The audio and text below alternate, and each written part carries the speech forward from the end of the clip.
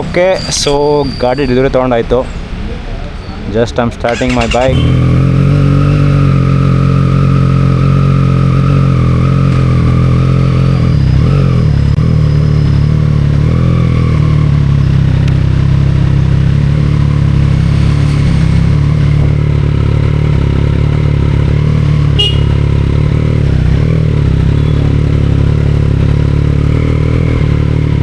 Bro,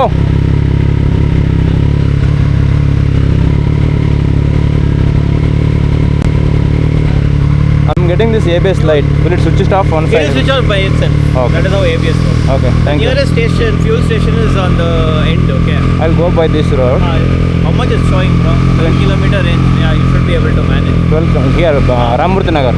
Okay. I can't take the U-turn there. Or you will get power here also, bro. Just down the road. Okay. On the left hand side only you'll get. After Here the on the signal, left. no. Okay. Signal you cross. Okay. One more signal will come. That signal on the left hand side only there is one HP. Okay. You will get power there. Okay. Okay. Sure. Thank you.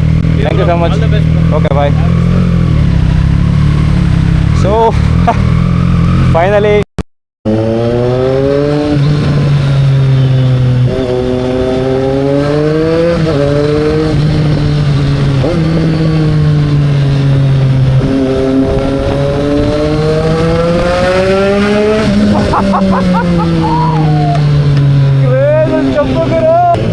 Seriously.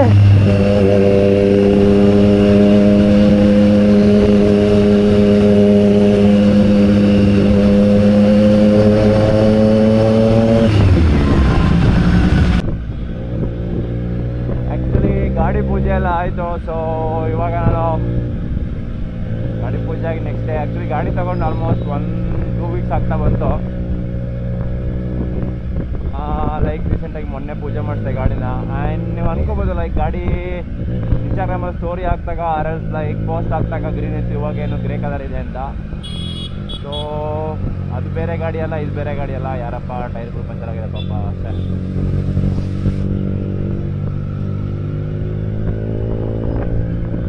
So ಅದು ಬೇರೆ ಗಾಡಿ ಅಲ್ಲ, ಇದು ಬೇರೆ ಗಾಡಿ ಅಲ್ಲ, ಎರಡು same but different ಅಂತ ಹಾಗೆ. ಸೊ ಏನಿಲ್ಲ, ಆ್ಯಕ್ಚುಲಿ ನಾನು ರ್ಯಾಪ್ನ ರಿಮೂವ್ ಮಾಡಿದ್ದೀನಿ. ನೋಡಿ ಓಲಾ S1 Pro ಇದೆ, ಆ ಕಲರ್ ಮಾಡ್ಸೋಣ ಏನು ಕತೆ.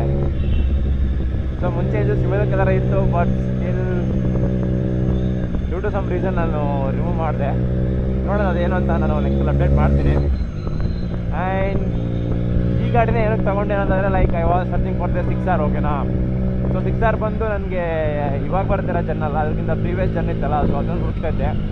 ಅದೇ ಥರ ಒಳ್ಳೆ ಗಾಡಿ ಸಿಗಲಿಲ್ಲ. ಆ್ಯಂಡ್ ಕೆಲವೊಂದು ಎನ್ಕ್ವೈರಿ ಮಾಡಿದಾಗ ಸಿಕ್ತು. ಓಕೆನಾ, ಒಂದು 2-3 ಗಾಡಿ ಸಿಕ್ತು. ಸೊ ಕೆಲವೊಂದು ಜಾಸ್ತಿ ರನ್ ಆಗಿತ್ತು. ಆ್ಯಂಡ್ ಕರ್ನಾಟಕ ಪಾಸಿಂಗ್ ಗಾಡಿ ಸಿಕ್ಕಿಲ್ಲ, ಕಮ್ಮಿ ಇದ್ವು. ಇವನ್ ಕರ್ನಾಟಕ ಪಾಸಿಂಗ್ ಗಾಡಿ ಸಿಕ್ಕಿದ್ರು ಒಂದು ಸಿಕ್ಕಿತ್ತು, ಅದು ಲೈಕ್ ಆಕ್ಸಿಡೆಂಟ್ ಹಿಸ್ಟ್ರಿ ಇತ್ತು.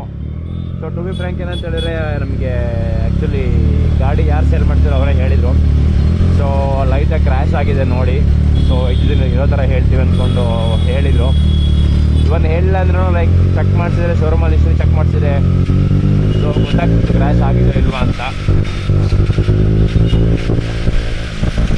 ಕೆಲವೊಂದು ಕಡೆ ಅದನ್ನು ಗೊತ್ತಾಗ್ತಿರೋ ಥರ ಮಾಡ್ತಾರೆ ಕೆಲವೊಬ್ರು. ಸೊ ಇವರು ಆ್ಯಕ್ಚುಲಿ ತುಂಬ ಥ್ಯಾಂಕ್ಸ್ ಅವ್ರಿಗೆ ಇರೋದನ್ನ ಇರೋ ಥರ ಹೇಳಿದ್ದಕ್ಕೆ. ಸೊ ಪ್ರೈಸ್ ಕೂಡ ಇದು ಗಾಡಿ ಆ್ಯಕ್ಚುಲಿ ನೀವು ಕೆಲವೊಬ್ರು NAFS ಮೋಟರ್ಸ್ನ ಫಾಲೋ ಮಾಡ್ತಿದ್ರೆ, ಇಲ್ಲ ಅಂದರೆ ಅಪ್ಡೇಟ್ನ ಚೆಕ್ ಮಾಡ್ತಿದ್ದಾರೆ, ನೋಡಿರ್ತಾರೆ ಲಿಂಕ್ ಕಲರ್ ಗಾಡಿ ಬಂದಿತ್ತು. ಸೊ ಇಟ್ಸ್ ಆ್ಯಕ್ಚುಲಿ ವೆರಿ ಲೆಸ್ಟೆಡ್ ಅದರಿಂದ ಗಾಡಿ ಚೆನ್ನಾಗಿತ್ತು. ಇವನ್ ಅಮೌಂಟ್ ಕೂಡ ಅಡ್ಜಸ್ಟ್ ಆಗಿರಲಿಲ್ಲ, ಹೆಂಗೆಂಗೋ ಎಲ್ಲ ಅಡ್ಜಸ್ಟ್ ಮಾಡಿಕೊಂಡು ಎತ್ಕೊಬಿಟ್ಟೆ ಗಾಡಿ. ಮತ್ತೆ ಬಿಟ್ಟರೆ ಈ ಥರ ಗಾಡಿ ಸಿಗಲ್ಲ ಅಂದ್ಕೊಂಡು. ಫುಲ್ ಕ್ಯಾಶ್ ಏನಲ್ಲಪ್ಪ, ನಾವು EMI ಕಟ್ಟಬೇಕು, ಏನು ಸೌಕರ್ಯ ಏನಲ್ಲ, ನಾವು ಡಿಸ್ಕ್ರಿಪ್ಷನ್ ಅಲ್ಲ. ಇವಾಗ ಸ್ಟಿಲ್ 390 ಹತ್ರನೇ ಇದೆ. ಸೇಲ್ ಮಾಡಿಲ್ಲ ಆ್ಯಕ್ಚುಲಿ 390ನ. ಎಲ್ಲ ಕಡೆನೂ ಎತ್ಕೊಂಡು ಹೋಗೋಕ್ಕಾಗಲ್ಲ, ಕಾಪ್ಗೆ ತುಂಬ ಅಟ್ರಾಕ್ಷನ್ ಆಗುತ್ತೆ, ಬಂದು ಹಾಕೋಬಿಡ್ತಾರೆ. ಸೊ ಎಕ್ಸಾಸ್ಟ್ ಬಂದು ಇದರಲ್ಲಿ AC ಪ್ರಾಜೆಕ್ಟ್ ಇದೆ S1. ಸೊ ಹೆವಿ ಲೌಡ್ ಇದೆ. ಆ್ಯಂಡ್ ಆ್ಯಸ್ ಯೂಶ್ವಲ್ ಸೊ ಒಂದು ಸ್ಪೇರ್ ಬೈಕ್ ಬೇಕೇ ಬೇಕು, ಸೂಪರ್ ಸ್ಪೋರ್ಟ್ಸ್ ಇಲ್ಲ ಅಂದರೆ ಲೇಟರ್ ಕ್ಲಾಸ್ ಬೈಕ್ ಇದ್ದರೆ. ಸೊ ಇವಾಗ 390ನ ಸ್ಪೇರ್ ಥರ ಇಟ್ಕೊಂಡಿದ್ದೀನಿ. ಏನಂತ ಹೇಳಿದರೆ ಕೆಲವೊಬ್ರು 390ಗೆ ಸ್ಪೇರ್ ಗಾಡಿ ಇಟ್ಕೊಂಡು, ನಾನು 390ನೇ ಸ್ಪೇರಾಗಿ ಇಟ್ಕೊಂಡಿದ್ದೀನಿ. ರಿಸ್ಕ್ ಇದಂತಲ್ಲ, ಇನ್ನೊಂದು ಸ್ಪೇರ್ ಗಾಡಿ ತೊಗೊಳಕ್ಕೆ ನನ್ನ ಹತ್ರ ಕಾಸಿಲ್ಲ ಟು ಬಿ ಫ್ರ್ಯಾಂಕ್. ಸೊ ಅದಕ್ಕೆ 390 ಇಟ್ಕೊಂಡಿದ್ದೀನಿ. ಅಪ್ಕಮಿಂಗ್ ಕಣ್ ತಪ್ಪಿಸ್ಕೊಂಡು ಓಡಾಡಬೇಕಷ್ಟೇ.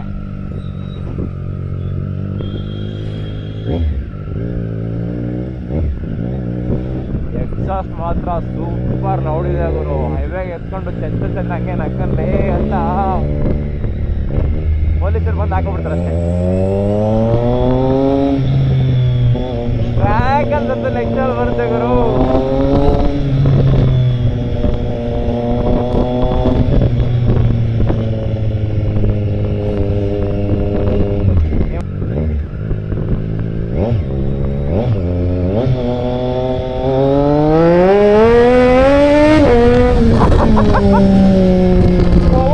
ಪಾಪ ಆಗ್ತದೆ ಗುರು.